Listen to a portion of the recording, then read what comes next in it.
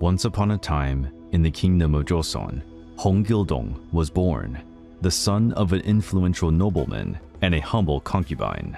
From early childhood, Gildong was burdened by the stigma of his illegitimate birth, unable to assert his place in society or even take on his father's surname. But Gildong was not an average child. Endowed with a keen intelligence and unusual physical abilities, he learned to read and write even before his legitimate half-brothers, and displayed a natural talent for martial arts.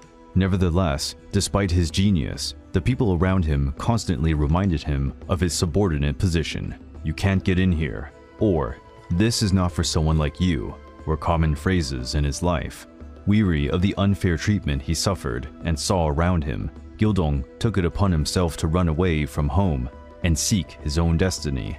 In the vast world beyond his father's residence, he encountered others like him, talented but oppressed, despised by a cruel system based on lineage rather than merit.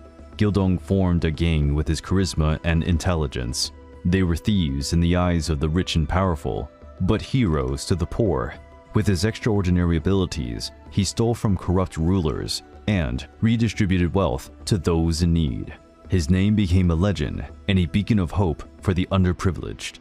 During one of his most daring adventures, Gildong took it upon himself to confront injustice directly at the source. He snuck into the royal palace using his magic and cunning, perplexing the guards as he disappeared and resurfaced like a ghost.